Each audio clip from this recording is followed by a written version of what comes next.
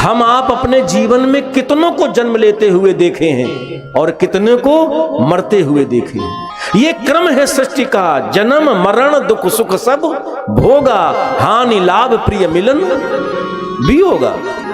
ये सब देखने के बाद भी ये पागलपन है, ये हमसे उम्र में बड़े लोग ऐसा पागलपन कर रहे हैं। यत्र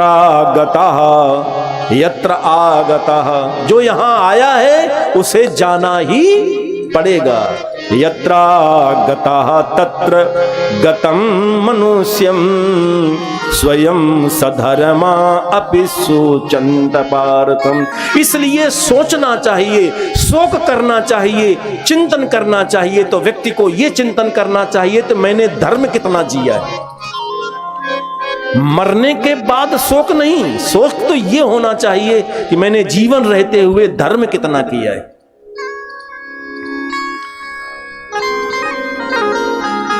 हम तो तुम लोगों से अच्छे हैं, हम परम धन्य हैं, वो यमराज बालक के रूप में कह रहे हैं, क्योंकि हमारे बाप ने हमें जन्म के बाद अकेला छोड़ दिया था। हमारे शरीर में पर्याप्त बल भी उस समय नहीं था, फिर भी हमें कोई चिंता नहीं हुई। जिसने गर्भ में मेरी रक्षा की उसने बाहर भी मेरी रक्षा की। हमें उस परमात्मा पर पूरा भरोसा था। इसलिए हे देवियों, इस अविनाशी शरीर के लिए इस तरह से रोना, ये पागलपन है, ये अच्छा नहीं। वो अविनाशी ईश्वर अपनी मस्ती से संसार बनाता है, सृष्टि करता है, तो फिर प्रलय लय भी वही करता है। बनाने वाला भी है और मिटाने वाला भी वही है। ये संसार भगवान के हाथ का एक खिलौना है। जैसे बालक खिलौना बनाता है और जब तक मन हुआ खेला, जब चाह तो उसने बिगाड़ दिया। उस खिलौने खेलने वाले के ऊपर निर्भर करता है। या इच्छा ऐसा ईसा, जो ईश है, जो परमात्मा है, उसकी इच्छा पर। या इच्छ ऐसा सृजति इदम अव्ययो, सृजत इदम अव्यय, जो अव्यय है, जो कभी नष्ट नहीं होता, वो परमात्मा अपनी इच्छा से सृष्टि का सृजन करता है। या एव रक्षत अवलुम्पते च यः, और वही इसका लय कर देता है। तस्या बलः क्रीडनमाहुरीशतु चराचरम निग्रह संग्रहे प्रभु। इसी तस्या बला, ए बलाओ, जो अनित्य शरीर है वो तो मिटना है, उसके लिए रोना ये कितना उचित है। तस्या बला क्रीडनमाहुरीडितम् क्रीडनमाहुरीशतु, जो ईश है उसके खेलने का ये खिलौना है। वो जैसे चाहा उसने खेला। चराचरम निग्रह संग्रहे प्रभु, वो चर अचर का निग्रह करता है, संग्रह के बाद इकट्ठा करता, जब चाहता तो इसे मिटा देता। तुम्हें शोक नहीं करना चाहिए। हे रानियों, किसी भी प्राणी की मृत्यु उसके पूर्व जन्म में किए गए कर्मों पर निर्भर करती है। वो कितने दिन तक जिएगा, कितना सुख लेकर के जिएगा, कितना दुख लेकर के मरेगा।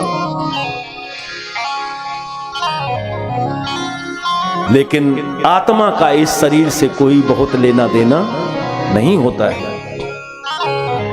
इसलिए मैं चाहता हूं कि तुम शोक का त्याग करो और हृदयस्थ परमात्मा का चिंतन करते हुए जितना जीवन बचा है उसमें धर्म करो, धर्म करो।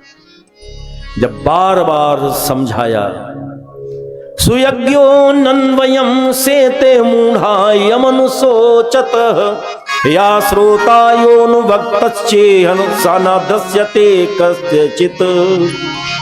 जिसके लिए तुम रो रही वो सुनने वाला नहीं। सुयज्ञो नन्वयं सेते, तुम्हारा पति सुयज्ञ सोया नहीं है कि वो तुम्हारी आवाज में जग जाएगा। अरे मूढ़ाय मनुसोचत, तो फिर मूर्ख ही है जो मरने वाले के लिए शोक करेगा। या श्रोतायोनुभक्त्य है, जो सुनने वाला था, जो बोलने वाला था, वो तो निकल गया। बार बार जब ये समझाया तो कहते हैं बाल एवं प्रबदति शर्वी विस्मित चेतसः। एक लड़का इतना ज्ञान दे सकता है, बड़ा आश्चर्य हुआ। नैनम प्राज्ञातयो मेनरे शर्वम अनित्यम यथोत्थितम। उन्हें पता लग गया कि अनित्य के लिए, नष्ट होने के लिए क्या रोना। जो नष्ट होने वाला पदार्थ था वो नष्ट हो गया, अब उसके लिए क्या रोना। वो खड़ी हो गई। यम एतद उपाख्याय। फिर यमराज जी ने अपना स्वरूप का दर्शन कराया, उनके मोह को मिटाया, उनके आंसुओं को शांत कराया और फिर तत्रैवांतर्धीयत। ऐसे करके यमराज अंतर्ध्यान हो गए। ये कौन बोल रहा है? जितनी ज्ञान चर्चा मैंने आपको सुनाई, ये बोल कौन रहा है? हिरण्याकश्यपु बोल रहा है। और यही बाद में तपस्या करता है, अपनी माता को, परिवार को, बहू को, बेटों को उपदेश दे गया और फिर तपस्या की। तपस्या ब्रह्मा की। ब्रह्मा प्रकट हुए वरदान देने के लिए, तो क्या कहता है? न भूमौ न अंबरे मृत्यु।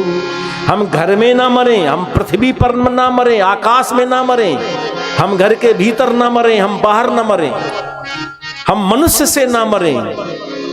परीक्षित, सुखदेव जी जवाब दे रहे हैं कि जो तुमने कहा कि भगवान दैत्यों के पक्ष में नहीं खड़े होते, देवताओं की मदद करते हैं, भगवान विषम कैसे हैं? ये जो दैत्य है ये भीतर से जानता है कि हम मरने वाले नहीं हैं। ये नाटक में ऐसा कह रहा है कि हम दिन में ना मरे, रात में ना मरे, घर में ना मरे, बाहर ना मरे, मनुष्य से ना मरे, पशु से ना मरे। ये नाटक जब करता है भगवान की इच्छा से, जब नाटक होता है दैत्यों के द्वारा देवताओं के बीच में, तो ये भगवान की इच्छा से होता है। और नाटक में भगवान विषम दिखते हैं, वस्तुतः विषम होते हुए वो विषम है नहीं। नाटक में ऐसा, भाई नाटक तो बिना विषमता के होगा नहीं। अगर विषमता मिट जाए तो तुम्हारी जहां जहां लड़ाई मुकदमा चल रहा, उसी दिन मुकदमा सब खत्म। नाटक में इसका मतलब किसी से विरोध भी हो तो बाहर बाहर करना, भीतर से कहना ये भी अच्छा आदमी है यार। हाँ? अस्तित्व पर प्रहार न किया जाए। ये नाटक में विरोध हो रहा है। वस्तुतः नाटक में भगवान पक्षपात करते दिखते हैं। वस्तुतः पर्दा माया का हटा लिया जाए तो वो सम था, परमात्मा सम है और सम रहेगा। इसी प्रसंग का एक गीत हम लोग गा लेते हैं, इसके बाद आरती। कहते हैं कि ये ज्ञानी हिरण्याकश्यपु सब जानता है, अपने घर में सब समझाता कि आत्मा नित्य है, अव्यय है, शुद्ध है, सब जगह जाने वाली है। ये चिन्ह धारण करती, कभी स्त्री कभी पुरुष बन करके, कोई मरता नहीं है। और बाहर कहता कि हमें मारोगे नहीं तुम, हम काहू के मरही ना मारे, हम काहू के मरही ना मारे, वानर मनुज जाति दुबारे, वानर मनुज जाति दुबारे, हम काहू के मरही ना मारे, हम काहू के मरही ना मारे, वानर मनुज जाति दुबारे, वानर मनुज जाति दुबारे। यही जब रावण बन करके आ रहा तो यही कह रहा, जो हिरण्याकश्यपु ने मांगा वही रावण मांग रहा है। ये नाटक में हर एक बार वही अपना अभिनय कर रहे हैं। घर में क्या क्या कहते, कोई मरता नहीं, और नाटक में क्या कहते, हम किसी के द्वारा मारने से न मरे। तो ये नाटक है। तो नाटक में जब आते हैं तब भगवान विषम दिखाई पड़ते हैं। वस्तुतः भगवान विषम ना थे, ना है, ना रहेंगे। अभी जो मैंने आपको सुनाया उस पर एक गीत, इन्हीं श्लोकों की हिंदी